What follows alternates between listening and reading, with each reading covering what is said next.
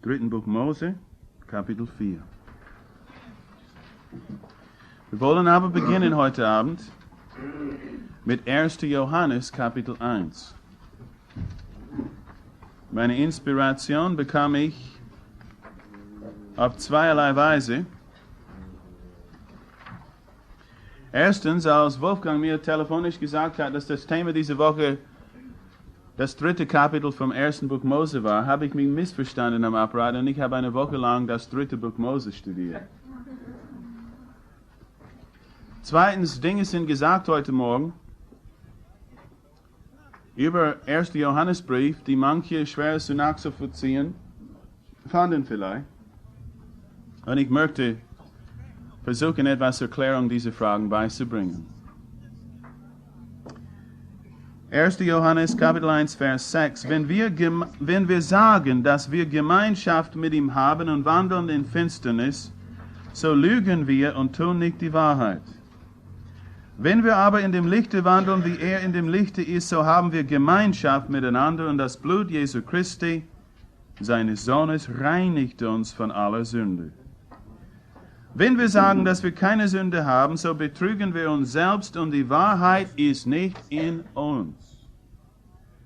Wenn wir unsere Sünden bekennen, so ist er treu und gerecht, dass er die Sünden vergibt und uns reinigt von aller Ungerechtigkeit. Wenn wir sagen, dass wir nicht gesündigt haben, so machen wir ihn zum Lügner und sein Wort ist nicht in uns. Meine Kinder, ich schreibe euch dieses, auf das ihr nicht sündigt. Wenn jemand gesündigt hat, wir haben einen Sachwalter bei dem Vater Jesum Christum, den Gerechten. Der ist die Sühnung für unsere Sünden und nicht allein für die unseren, sondern für die ganze Welt. Dann das 3. Buch Mose, Kapitel 4. Oder eigentlich Kapitel 1 zuerst, ein Vers. Der Brandopfer, Vers 3.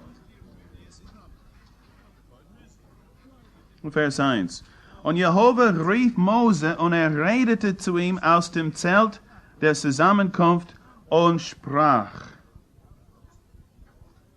Vers 3. Wenn seine Opfergabe ein Brandopfer ist von Rindvieh, so soll er sie darbringen, ein männliches ohne Fehl, an dem Eingang des Zeltes der Zusammenkunft soll er sie darbringen, zum Wohlgefallen für ihn, vor Jehova.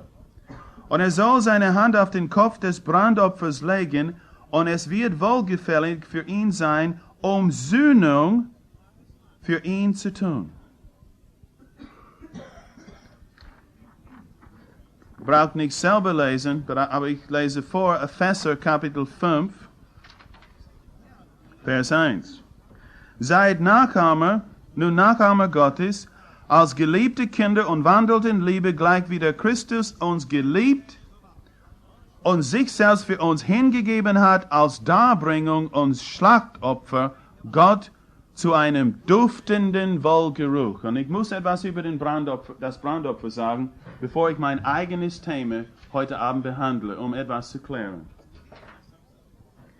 Der Herr spricht zu Mose von dem Zelt der Zusammenkunft. Heute haben wir gelesen, dass der Herr zu den Menschen gesprochen hat, unter den Bäumen, aus den Bäumen im Garten. Im 2. Buch Mose spricht der Herr zu Mose aus dem flammenden Busch. Und dann spricht der Herr zu Mose aus dem Zelt der Zusammenkunft. Und hier ist eine gewisse Entwicklung zu sehen. Gott zeigt dem Menschen, dass er verloren ist. Wo bist du, Adam? Und dann zeigt er den Menschen, wie er ist. 2. Buch Mose. Und wie er einen Sünder erlösen kann. Das 2. Buch Mose ist das Buch der Erlösung. Und im 3. Buch Mose ist ein Schritt über das 2. hinaus, jetzt Gott in der Mitte seines Volkes. In den Mitten von Sündern. offenbart sich in einem Zelt. Und zeigt Menschen, sündige Menschen, wie sie ihn nahen können.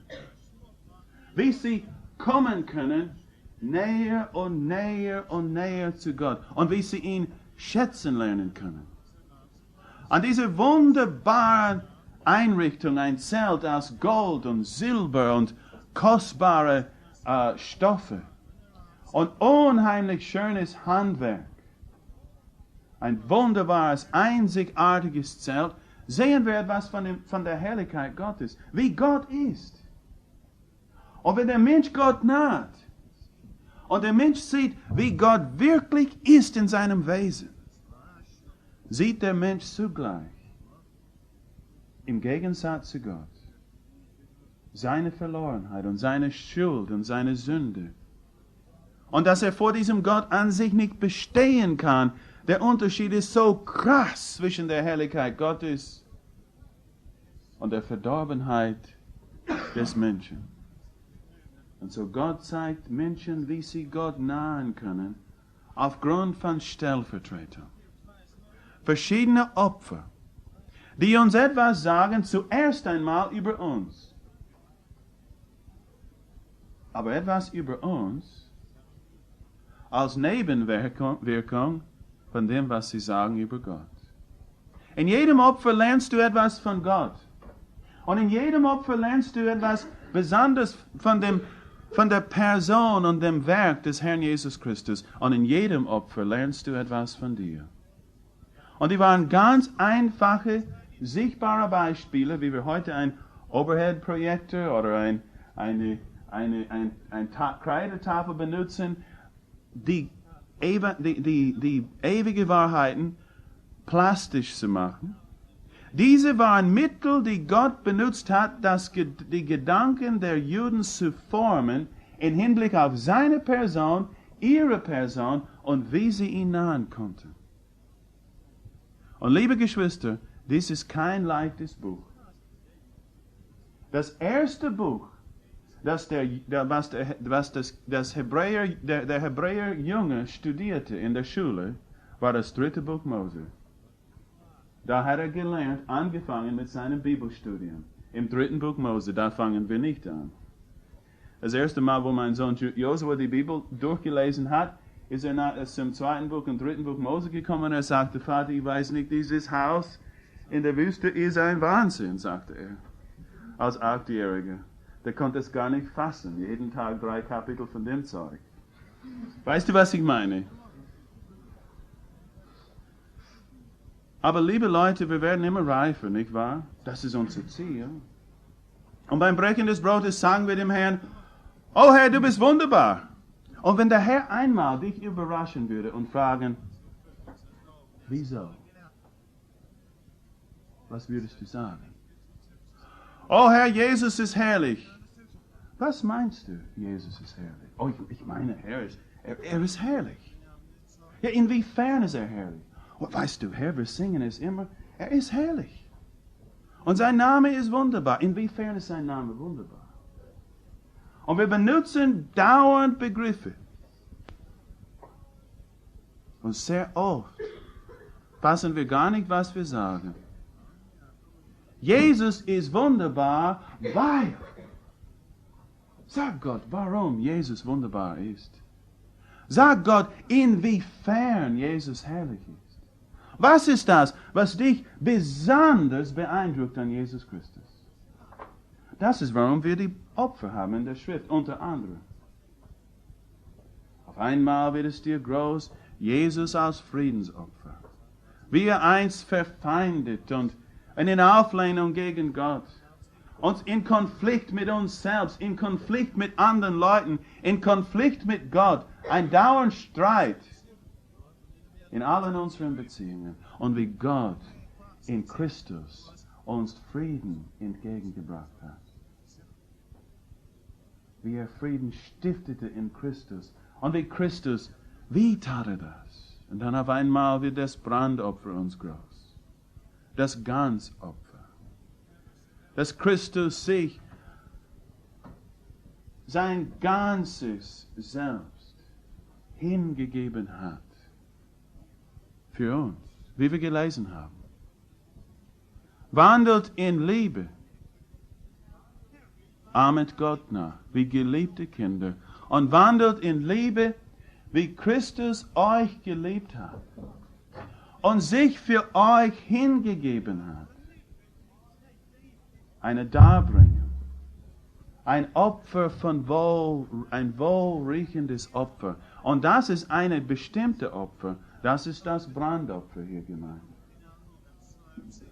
Christus gab sich als Brandopfer zuerst einmal für Gott, aber zweitens für uns.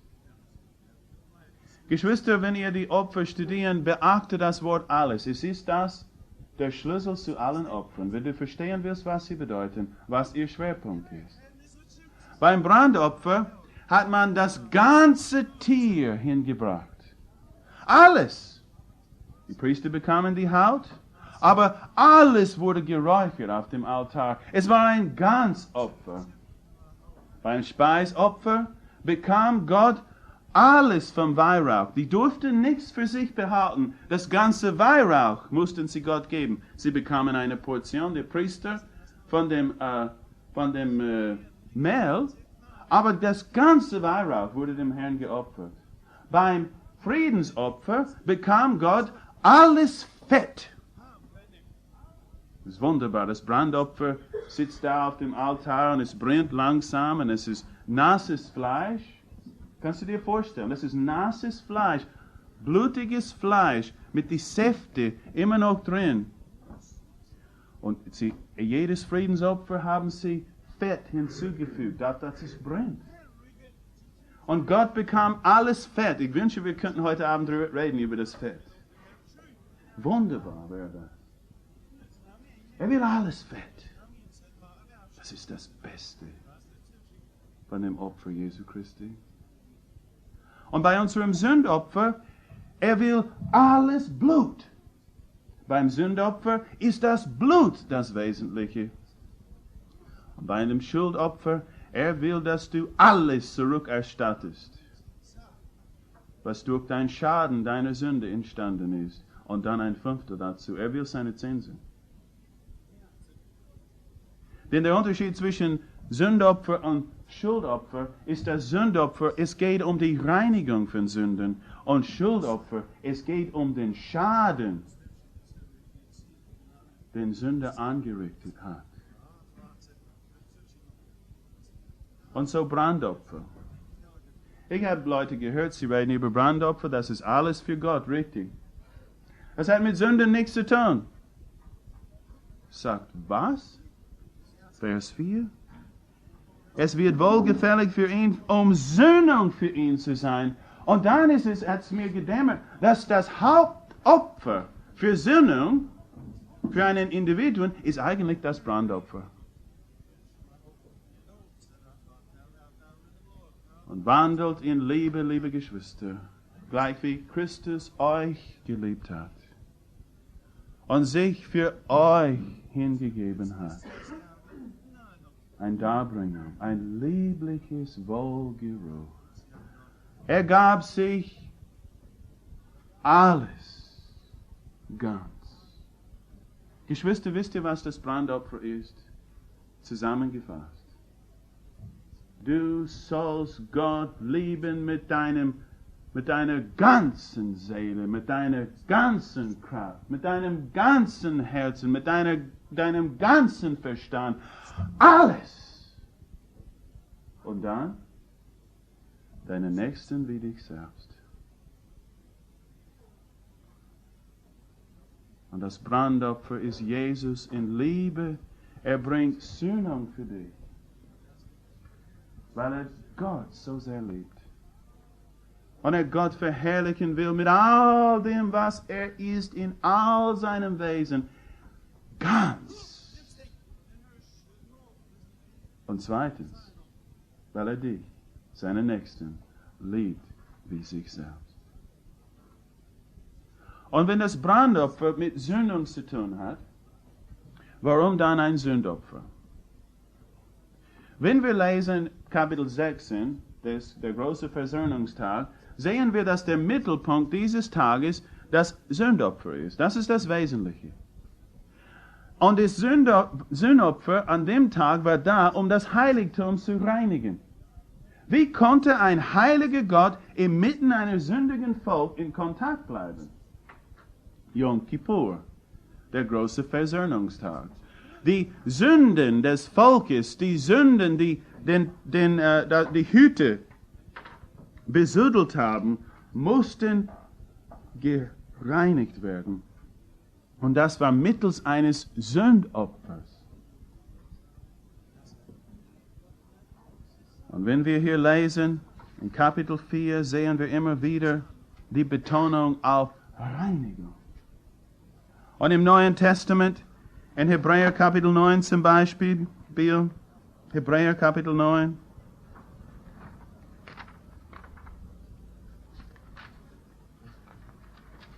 Vers 13.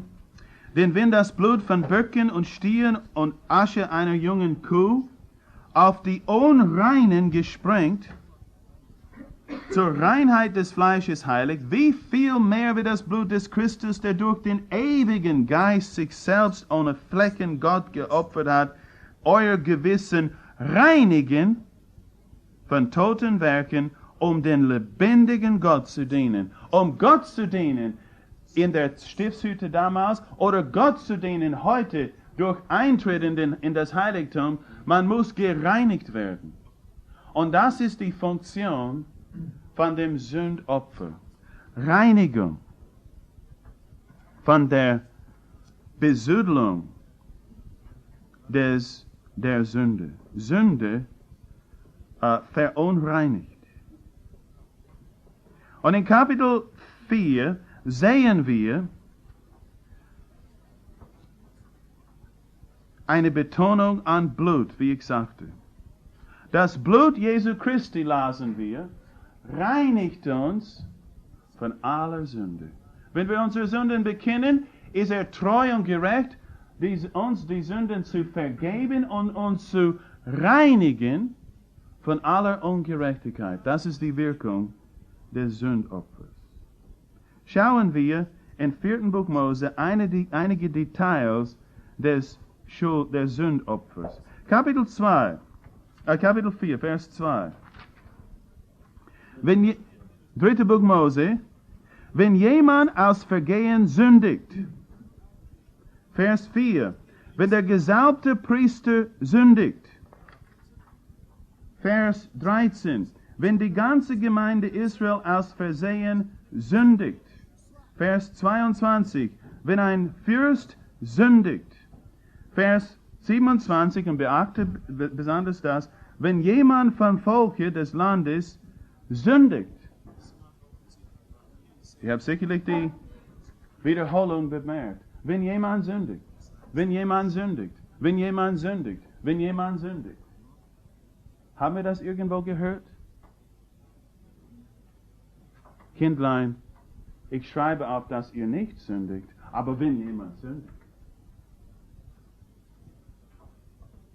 Wenn jemand sündigt, was passiert? Es ist sehr wichtig für unser Gewissen zu verstehen hier, was passiert, wenn wir sündigen. Und wir wissen, dass Christus uns eins und für allemal gereinigt hat durch sein Opfer. Wir sind vor Gott Geheiligte, rein vor ihm.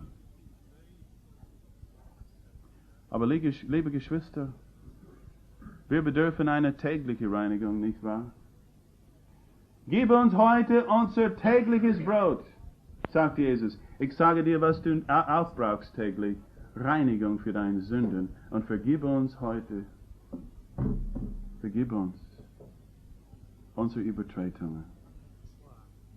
Ich brauche das täglich. Ich weiß nicht, vielleicht bist du weiter auf deiner Reise in die Herrlichkeit als ich, aber ich brauche das täglich. Und wenn jemand sündigt, was passiert? Wir haben leider heute nicht Zeit, alle Aspekte anzuschauen, aber schauen wir den Priester an. Was passiert, wenn er sündigt? Der Priester ist angeführt hier, der Fürst, Die ganze Nation und der Einzelne. Und die haben verschiedene Opfertiere zu bringen. Der Priester hat ein Jungstier zu bringen, einjährig. Der Fürst bringt ein Jungstier oder eine Ziege, eine männliche Ziege. Die ganze Versammlung bringt ein Jungstier und ein Mensch bringt ein weibliches Lamm oder Kind von einem Geist. Verschiedene Opfer von verschiedenen Wert. Eben deswegen ist es nicht egal, wer sündigt. Sünde ist Sünde. Aber es ist nicht egal, wer sündigt. Wesentlich ernster, wenn ein Priester Israel sündigt oder ein Fürst Israel sündigt, als wenn ein normaler Mensch sündigt. Du sagst, Fred, machst du Unterschiede? Ja, und die Bibel macht sie auch. Wenn ein Ältester sündigt, ist es wesentlich schlimmer, als wenn irgendein neugeborener Christ in die Sünde fällt. Wenn ein Ältester sündigt, sagt Paulus, wir bringen diesen Mann vor der ganzen Versammlung und er wird öffentlich ermahnt für seine Schuld. Es ist wesentlich schlimmer. Was passiert, wenn der Priester sündigt? Vers 3. Wenn der gesalbte Priester sündigt nach einem Vergehen des Volkes, es kommt vor unter dem Volk, aber wenn ein Priester sündigt, soll er für seine Sünde, die er begangen hat, einen jungen Farren, Jungstier, ohne Fehl dem Herrn darbringen zum Sündopfer. Ein junger Farren.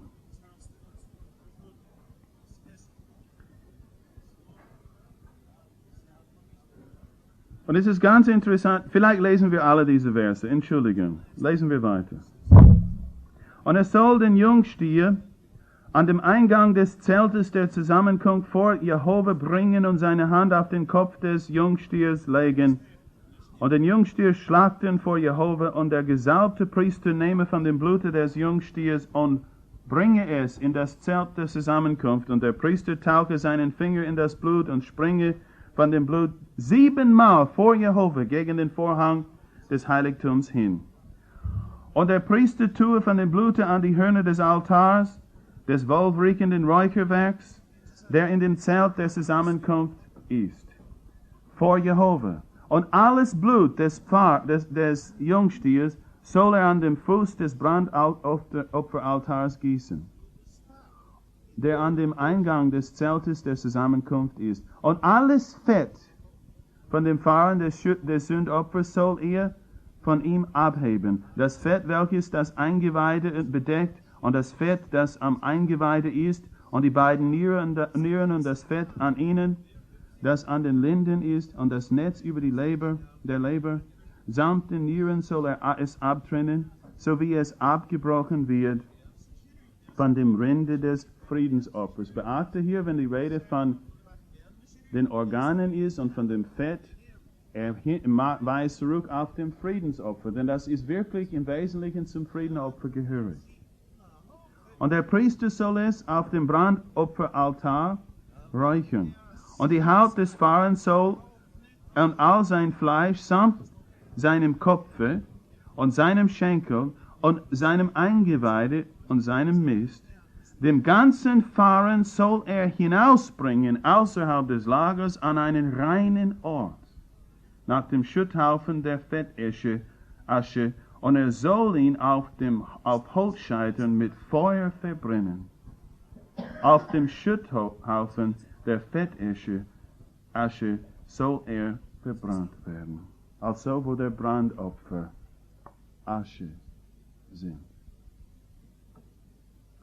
Der gesalbte Priester, wenn er sündigt, seine Sünde war wie vom Volk, lesen wir hier in Vers 3, aber es ist doch ein bisschen anders, wenn ein Priester sündigt. Und der Vorgang seines Opfers ist wesentlich anders als das von dem normalen Bürger. Dieser Opfer auf Sünde zurückzuführen, hat für diesen Mann eine Reise bedeutet. Er musste eine Reise machen. Und der Vorgang seiner Reise ist ganz interessant und lehrreich. Er brachte den Jungstier in den Vorhof und da vor dem Tor, vor dem Brandopferaltar, tötete er das Opfer, das Tier.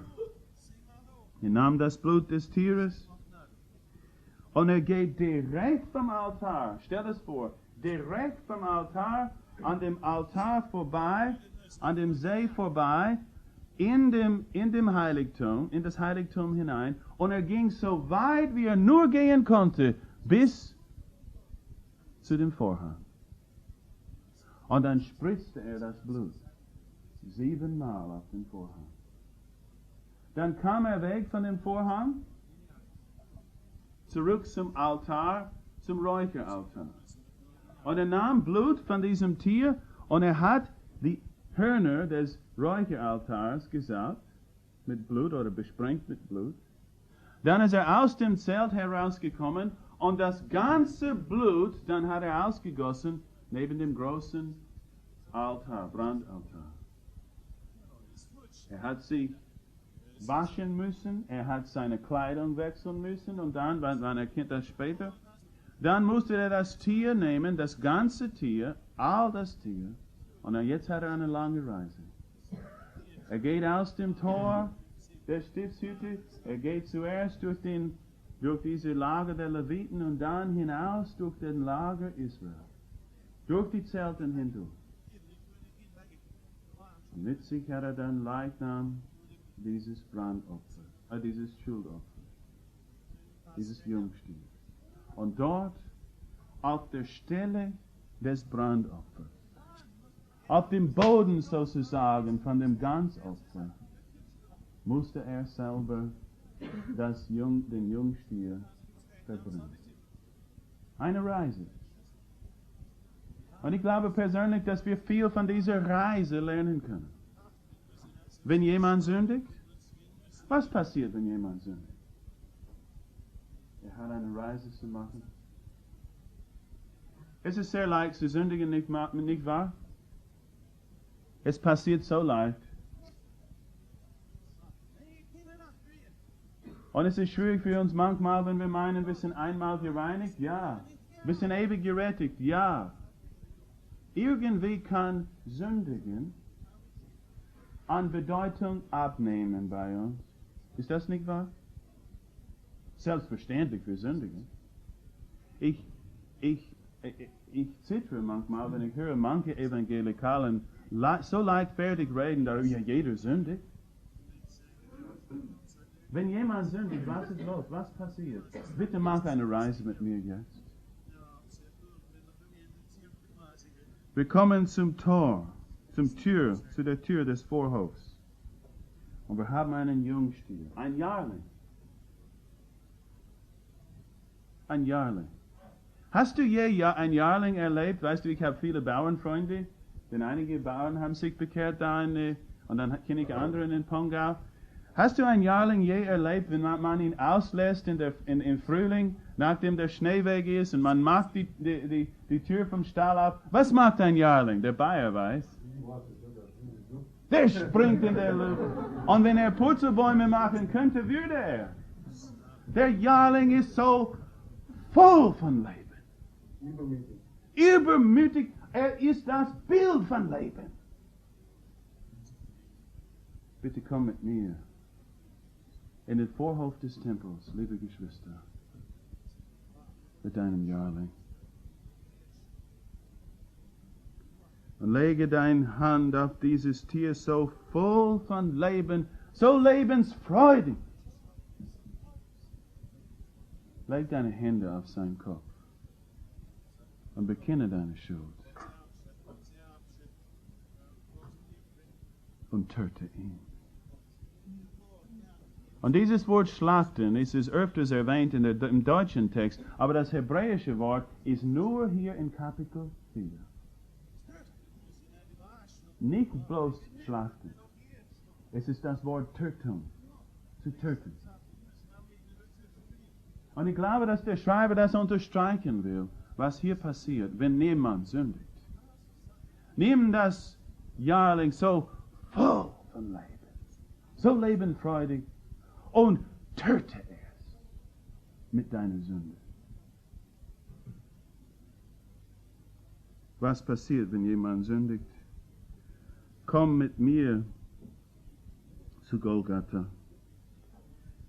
Ein junger Stier, ein Jungstier, der Herr Jesus Christus so voll von Leben, ungefähr 30 Jahre alt, inmitten des Lebens, so voll von Leben. Und komm mit mir und schau, was Sünde ist. So viele Leute meinen, dass Sünde bedeutet Freude im Leben. Nicht wahr? Willst du Freude im Leben haben, dann sündige. Sauf dich ordentlich an.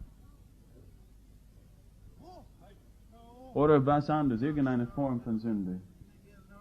Betrüge deine Frau, wenn du eine schönere findest. Das ist Freude im Leben. Komm mit mir, um einen Menschen zu sehen, voll von Leben. Und du tötest ihn mit deiner Sünde.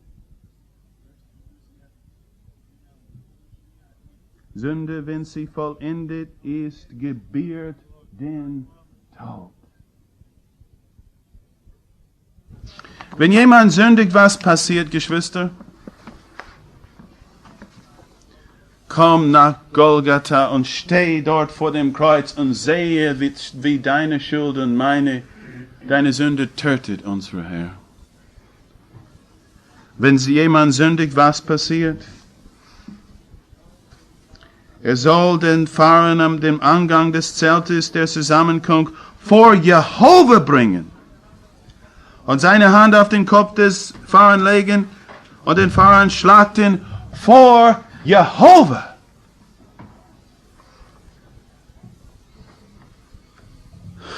Der Herr schaut. Und vor den Augen des lebendigen Gottes jetzt in seiner Gegenwart, töte den Jungstier. 2 Cousins unterwegs an einem Sonntagnachmittag, der Älteste 14 Jahre, der Ältere 14 Jahre, der Jüngere 12.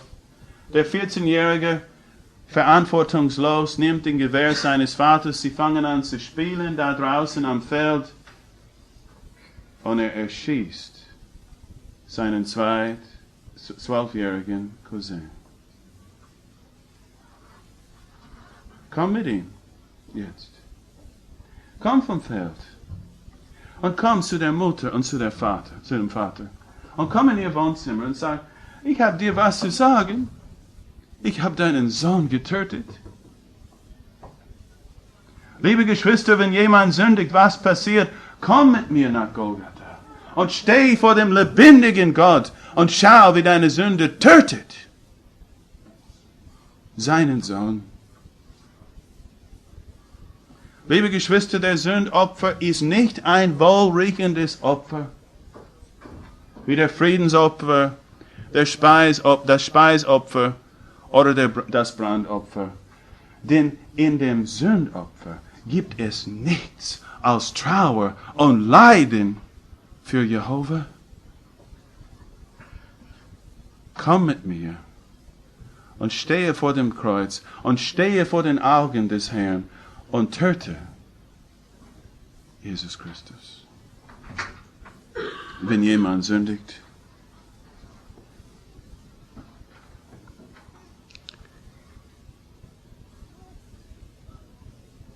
Und lass Jehova zuschauen, während du ihm das antust.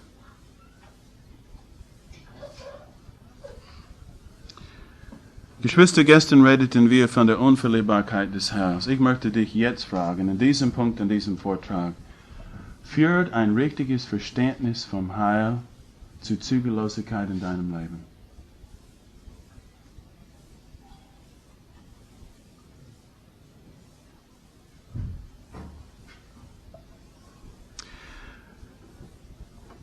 Vers 5 und 6. Und der gesalbte Priester nehme von dem Blut des Fahren und bringe es in das Zelt der Zusammenkunft, und der Priester tauche seinen Finger in das Blut und springe dem Blute 7-mal vor dem Herrn gegen den Vorhang des Heiligtums hin. Ist das nicht interessant?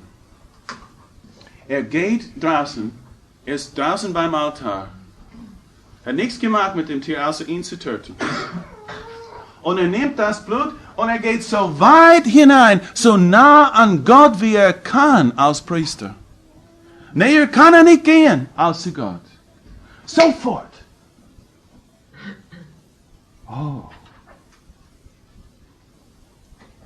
Was könnte das bedeuten, Geschwister? Oh, bitte komm mit mir. Und wenn du sündigst und du vor Gott siehst, was deine Sünde tat, vor den Augen meines Gottes, komm so nah wie du kannst zu Gott und so schnell wie möglich. Wisst ihr, was mein Herz mir sagt, wenn ich sündige? Ich darf nicht zu Gott kommen. Aber Geschwister, das ist der einzige sichere Ort auf diesem Planet, so nah wie du kannst zu Gott, wenn du sündigst. Mein Herz sagt mir, ich kann es nicht. Ich bin unwürdig. Ich habe nicht genug getrauert. Ich habe nicht genug gelitten. Ich habe mich nicht genug quälen lassen von meiner Sünde. Ich kann nicht kommen zu Gott. Das ist wie ein Mensch, der den ganzen Tag missführt mit den Bauern, stinkt, ist verschwitzt in der August. Und dann kommt er nach Hause und sagt, oh, ich bin nicht würdig zu gehen in die Dusche. Das ist ein Stumpfsinn, oder? Ist es nicht wunderbar, was der Text hier sagt? So schnell wie möglich geht er direkt, so nah wie er kann zu Gott.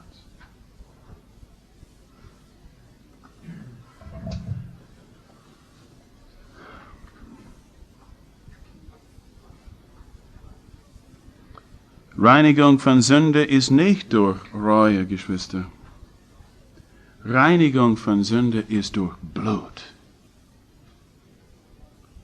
Wisst ihr, Geschwister, das ist eines der wichtigsten Sachen, die ich sage heute Abend. Denn ich weiß, viele von uns wissen sehr langsam zu kommen von dem Tor des Vorhofs bis zum Vorhang. Reinigung von Sünde erfolgt nicht durch Reue. Reinigung von Sünde erfolgt durch Blut. Und dann kommt er zu dem Vorhang. Und der Vorhang ist unaussprechlich schön, nicht wahr? Ausgestreckt vor dem Allerheiligsten. Die wunderbare Himmelsfarbe und diese gewaltige Cherubimen in Gold. Fantastisch. Frauen haben gearbeitet monatelang.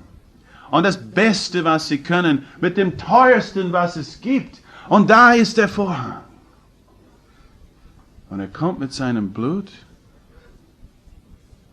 Was tust du da? 1, 2, 3, 4, 5, 6, 7. Blut an diesem schönen Vorhang? An diesem unaussprechlich schönen Vorhang Blut? Ja, wenn jemand sündigt. Und was ist der Vorhang? Hebräer Kapitel 10 sagt uns, was der Vorhang ist. Hebräer Kapitel 10, Vers 19.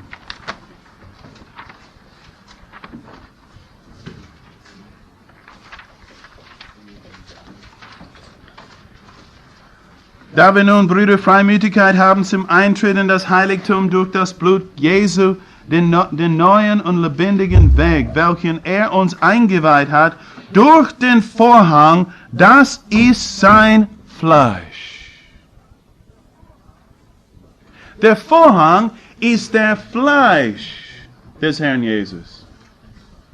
Und Hebräer Kapitel 5 redet von seinem irdischen Leben, Kapitel 5, Vers 7. Sein irdisches Leben, der biblische Begriff für sein irdisches Leben, sind die Tage seines Fleisches. Natürlich hat der Herr Fleisch jetzt, verherrlichtes Fleisch. Aber dieser Begriff, die Tage seines Fleisches, das ist die biblische Beschreibung seiner 33 Jahre auf dieser Erde. Komm mal vom Vorhof des Tempels zum Vorhang und schau die absolut atemberaubenden Schönheit der Tage seines Fleisches. Du wirst sagen, aber das ist nicht richtig, Fred. Denn der Vorhang hat Menschen von Gott getrennt. Sie konnten in Gottes unmittelbaren Gegenwart nicht kommen, wegen dem Vorhang. Der Vorhang war ein Hindernis. Aber du hast den Vorhang nicht verstanden. Denn ohne den Vorhang konnte der Priester überhaupt nicht nahen. Der Vorhang war nicht ein Mittel, Menschen fernzuhalten von Gott. Der Vorhang war das Mittel, dadurch sie Menschen Gott nahen konnte. Überleg das mal. Als Jesus zeltete, wohnte unter uns in einem Körper, 37 Grad, Puls 60, Blutdruck 120 über 80, ein ganz normaler Mensch.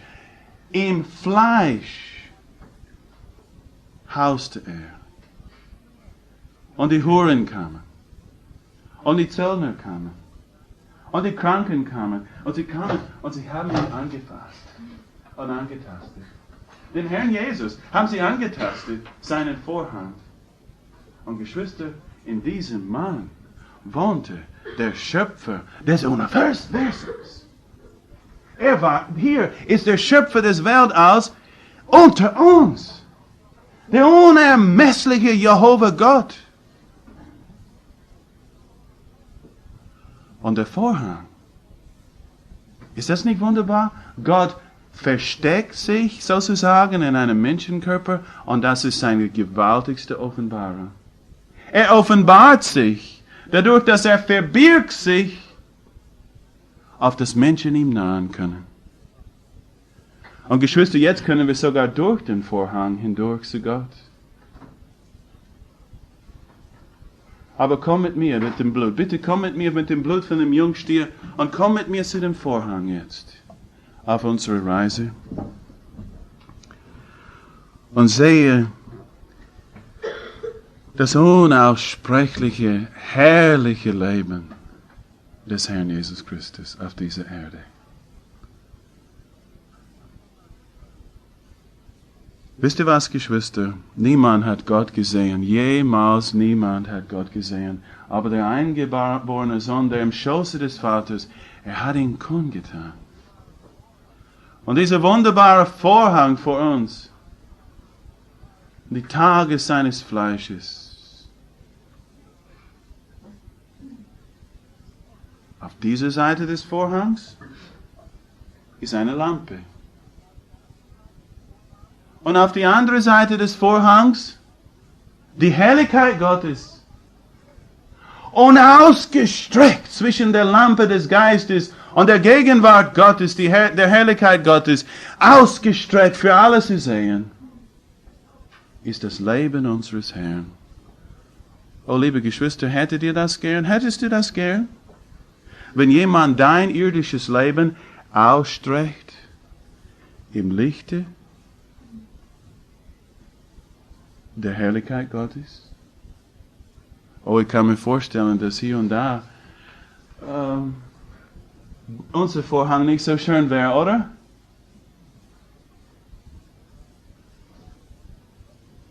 Hier und da ein Loch und eine Motte hat hier gefressen und hier nicht gerade die Naht ist nicht gerade und hier ist zu kurz gekommen und wisst ihr, was ich meine? Im Lichte? Oh, Geschwister, wenn ihr Gott nahen wollt, müsst ihr im Lichte wandeln, wie er im Lichte ist. Wie er im Lichte ist. Ganz ausgestreckt, ausgedehnt. Und im Lichte der Lampe, in dem Lichte der Herrlichkeit Gottes.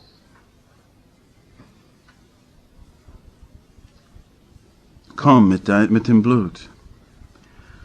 und spritze das Blut auf diesen Vorhang. Und vergesse nicht, auf diesem Vorhang sind die Cherubimen.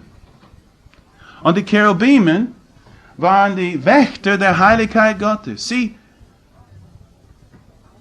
sorgten dafür, um die gerechte Ausübung des Gerichtes Gottes. Und wenn du das Leben Jesu betrachtest, vergiss nicht eines, Geschwister, dass der Vater niemand richtet. Alles Gericht hat er dem Sohn übergeben. Und wenn du kommst zu diesem Mann, zu dem Menschensohn, vergesse nicht, wenn jemand sündigt, dass er der Einzige ist, der ein Recht hat, dich zu kritisieren, sein Mitmensch. Der Richter der Menschheit ist unser Mitmensch. Und wenn du denkst an derjenige, der sitzt auf dem großen weißen Thron und der da richtet, vergiss nicht, wie sein Leben ausgestreckt ist im Licht. Und nur er hat das Recht, dich zu richten. Und komm, so nah wie du kannst zu Gott. Wenn jemand sündigt, wenn wir im Lichte wandeln, wie er im Lichte ist, haben wir Gemeinschaft. So nah zu Gott, als der Priester konnte. Und das Blut Jesu Christi, Geschwister, reinigt uns von aller Schuld. Blut vergossen jetzt auf der Vorderseite des Vorhangs.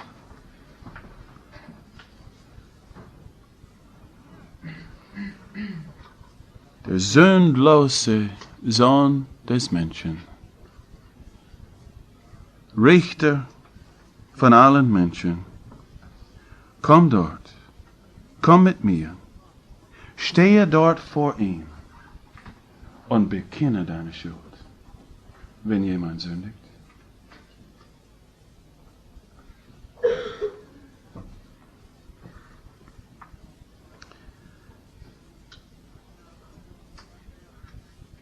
Komm mit mir und lass das durch deinen Kopf gehen, ganz langsam, ganz deutlich. Lass es durch deinen Kopf gehen, sein wunderbares Leben. Sein wunderbares Leben.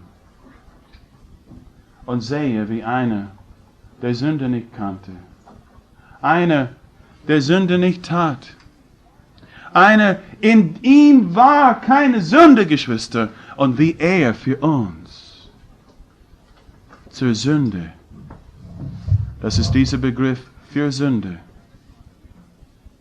Und ich glaube, dass das heißt, dass er, wenn er sagt, dass er zur Sünde gemacht wurde, meine persönliche Überzeugung, meine überlegte Überzeugung ist, dass das heißt, das ist das Wort vom Alten Testament auf Griechisch für Sünde, dass er das Sündopfer für mich wurde.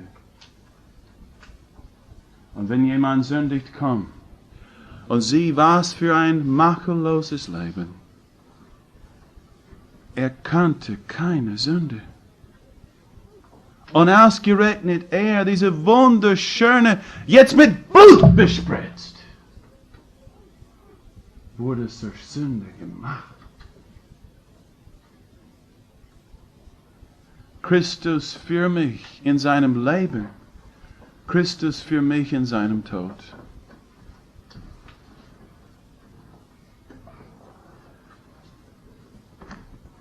Christus für mich. Bist du bereit, bloßgestellt zu werden in dem Licht? Bist du bereit, im Lichte zu stehen vor seinem Leben,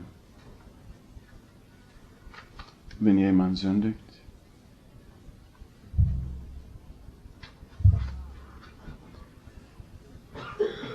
Gott heißt dich willkommen bei dem Vorhang. Und dann die Reise setzt der Priester fort. Er nimmt das Blut und er geht mit dem Blut weg von dem Vorhang. Jetzt zu dem Weihrauchaltar, dieser wunderbare goldene Weihrauchaltar, das vor dem Vorhang steht. Und die 4 Hörner des Altars, jetzt bespritzt er mit Blut. Erinnert ihr euch an die Aussage im Lukas-Evangelium, ein Horn des Heils hat Gott für uns erhoben? Das heißt, die Macht, die Kraft des Heils ist eine Person, ein Heiland, eine mächtige Heiland ist Jesus Christus. Hörner bedeuten immer in der Schrift die Macht einer Sache. Und Geschwister, das Altar ist, das sind die, wenn man liest die restliche Schrift, zum Beispiel Offenbarung, das sind die Gebete, das Fürbitte, das, wie sagt man Intercession auf Englisch? Fürbitte. Das Eintreten. Objekt des Priesters. Vor dem Vorhang. Was ist die Macht des Eintretens des Herrn Jesus Christus? Das Blut. Wenn jemand sündigt? Oh, Geschwister, sagt Johannes, ich schreibe auf, dass niemand sündigt. Aber wenn jemand sündigt, haben wir einen Fürsprecher vor dem Vater. Einen Fürsprecher vor dem Vater. Er ist Jesus Christus, der Gerechte. Unser Vorhang. Und er ist die Sühne für unsere Sünden in seinem Blut. Das Blut Jesu Christi ist die Macht seines jetzigen Dienstes für uns errechten Gottes. In der Macht seines vergossenen Blutes, in der Macht, Hebräer 7, eines unauslöschlichen Lebens, in der Macht des ewigen Lebens, aufgrund seines ewigen Opfers, verwendet er sich für uns.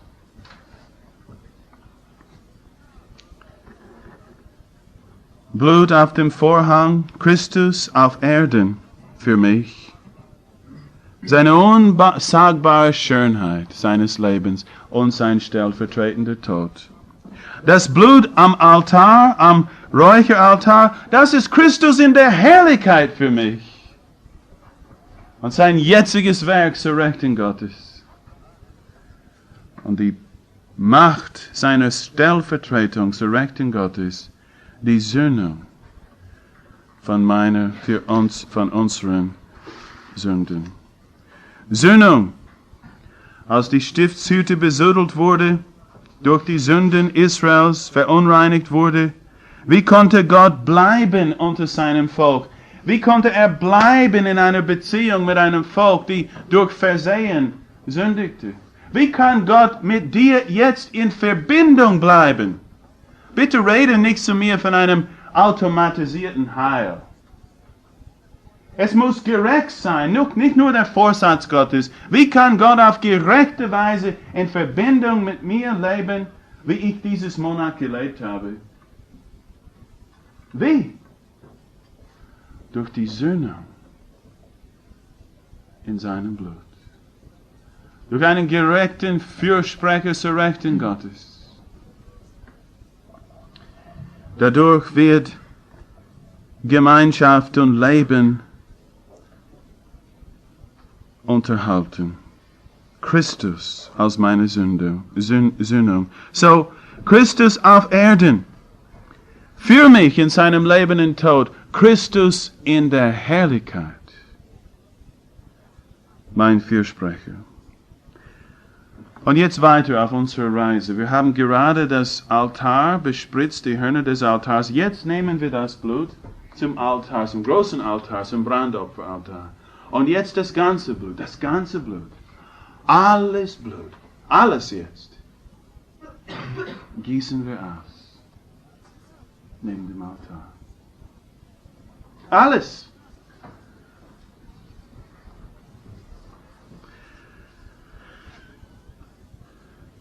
Hätte ich nur einmal gesündigt, Christus hätte alles seines Blutes für mich vergossen.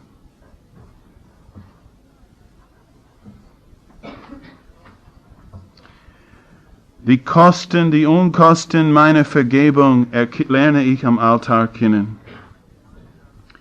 Geschwister, nach Jahren der Gemeinschaft mit dem Herrn Jesus Christus, wir kennen ihn besser jetzt. Heiligung ist ein Wort, das wir öfters am Lippen finden. Kommen wir zurück heute Abend zum Altar.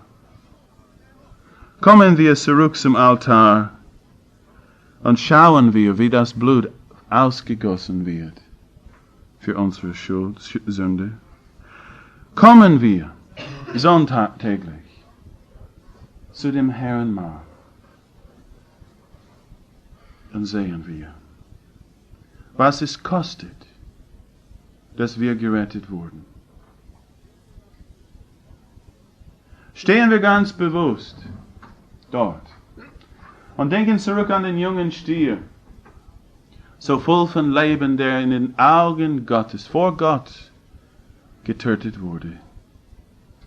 Denken wir an den Vorhang.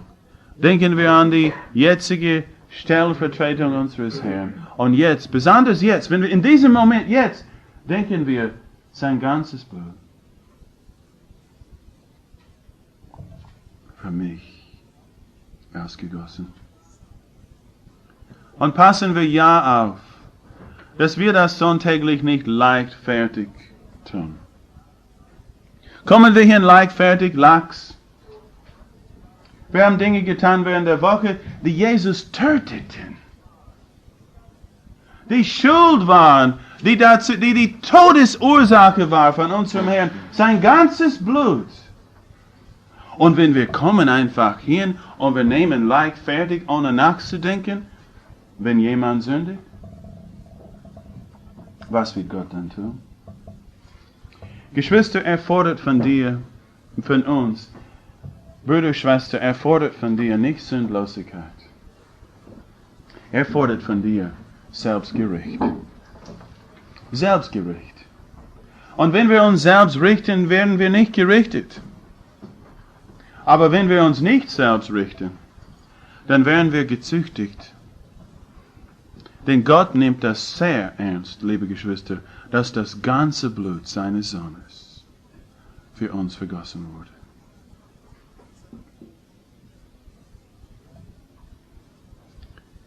Tun wir Dinge, die töteten Jesus?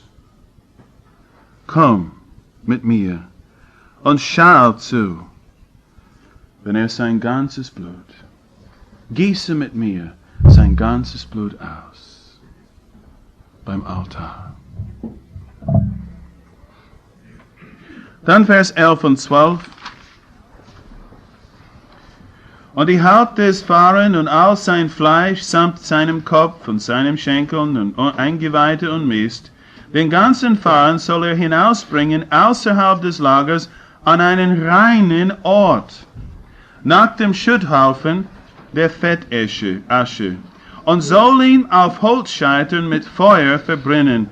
Auf den Schutthaufen der Fettasche soll er verbrannt werden. Hebräer Kapitel 13. Wenn jemand sündigt,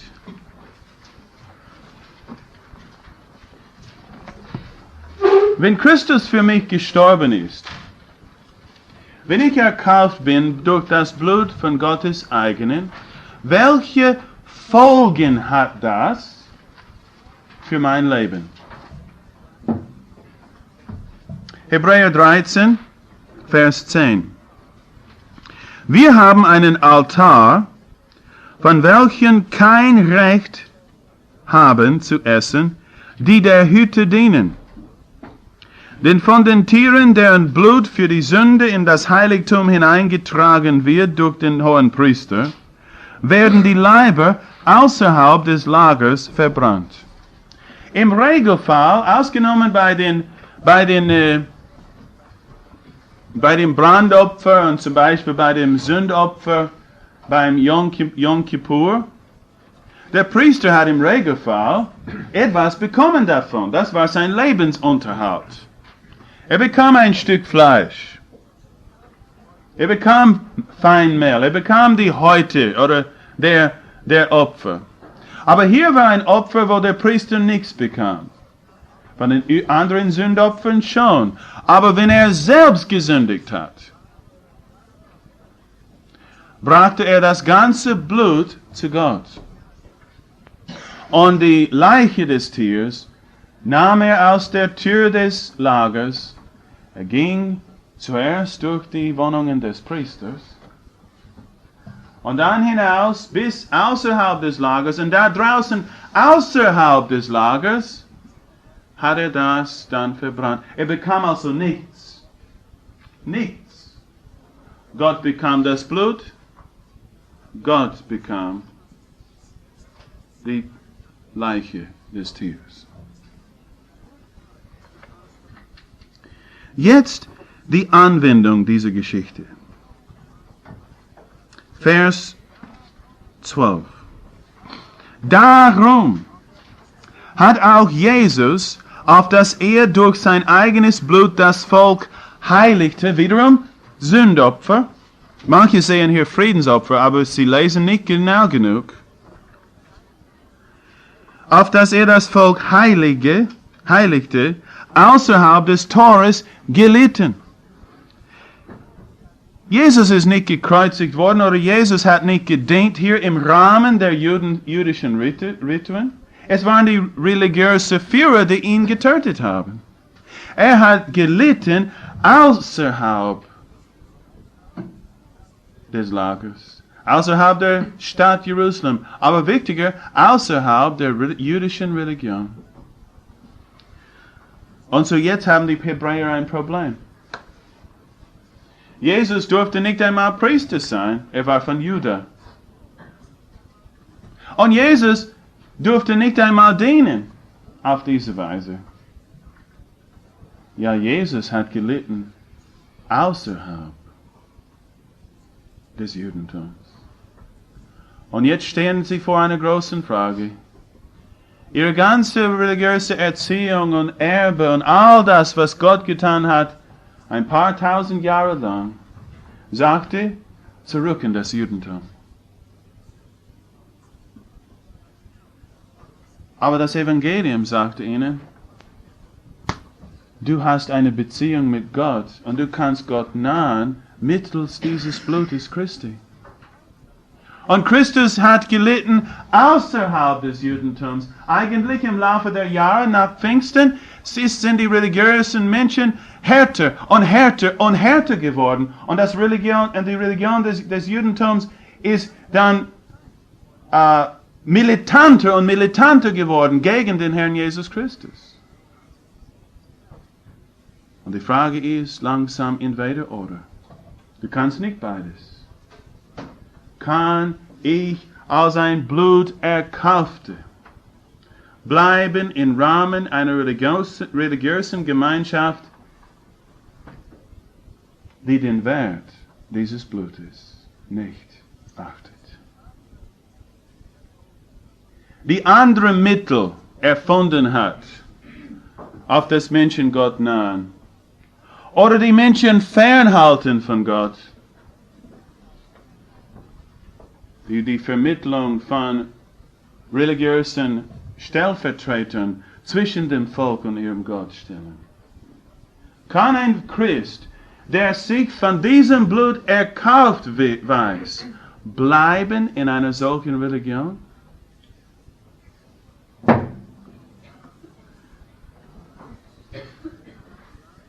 Vers 13. Deshalb lasst uns zu ihm hinausgehen, außerhalb des Lagers, seine Schmach tragend. Geschwister, auf das ich hineinkommen kann, hinzutreten kann, durch den Vorhang hin, musste er sein Fleisch geben. Auf das ich hineinkommen kann zu Gott, musste er hinausgehen.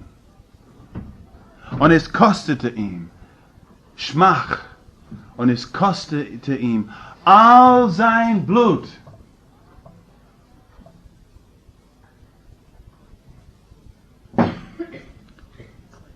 Bist du in einer religiösen Gemeinschaft, die Wahrheiten im Großen und Ganzen das Evangelium leugnet? Manche von uns sind.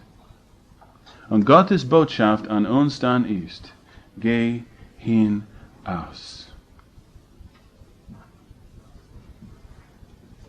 Ich kann nicht bleiben in Gemeinschaft, eine religiöse Gemeinschaft, die nicht das als der alleinige Weg zu einer Beziehung mit Gott anerkennt. Und wo wurde der Leiche gebrannt? Die Leiche gebrannt? Sie wurde verbrannt auf den Fettesche. Asche. Die Asche, die kamen von den verschiedenen Opfern, besonders vom Brandopfer und von dem Fettopfer, Friedensopfer. Geschwister, es ist so leicht zu sündigen. So leicht zu sündigen. Und wenn jemand sündigt, die Grundlage ist das Brandopfer. Es war sehr leicht für mich, jedes Mal, wo ich sündigte, oder ziemlich leicht. Was passiert, wenn jemand sündigt? Denken wir zurück an das Brandopfer. Das Ganze. Wir singen auf Englisch, Jesus paid it all. All to him I owe. Sin had left its crimson stain. He washed it white as snow. Jesus bezahlt alles. Ich bin ihm alles schuldig. Sünde hat sein roter Fleck hinter sich gelassen. Er machte es so weiß wie Schnee. Und wenn es leicht ist zu sündigen, dann vergiss nicht, dass es nicht leicht war, für Sünden zu bezahlen. Komm mit mir jetzt zum Brandopfer, nur für 2 Minuten. Komm mit mir und sehe einen Mann. Sehe einen Mann in einem Garten. Es ist so kalt in dem Garten, dass der Petrus verführt wird oder in Versuchung geführt wird. Man soll beten, Herr, führe uns nicht in der Versuchung. Aber Petrus fand das nicht notwendig. Er sagt, Herr, du brauchst keine Angst um mich. Und so der Herr führte ihn in Versuchung. Verleitet von einem Kohlenfeuer, weil es so kalt war. Und an dieser kalten Nacht, seht mit uns, steht da und seht etwas. Dieser Herr Jesus, der schwitzt, Blutestropfen in der Kälte. In der Auseinandersetzung mit der Aufgabe, die Gott ihm gegeben hat. Und hier ist seine Stimme. Er kämpft in Agonie, Todeskampf, und ein Engel muss ihn trösten, auf dass er nicht zusammenbricht. Und schau, und hör seine Worte. Oh Vater, wenn es nur möglich ist, irgendwie möglich ist, wenn es einen anderen Weg gibt, Menschen zu erretten, wenn es möglich ist, dann lass bitte diesen Kelch an mich vorübergehen. Aber nicht mein Wille, deine geschehe.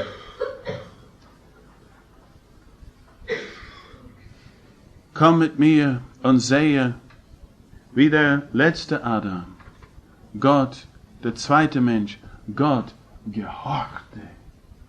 Und wie durch seine Gehorsamstat es so vieles zur Gerechtigkeit führt.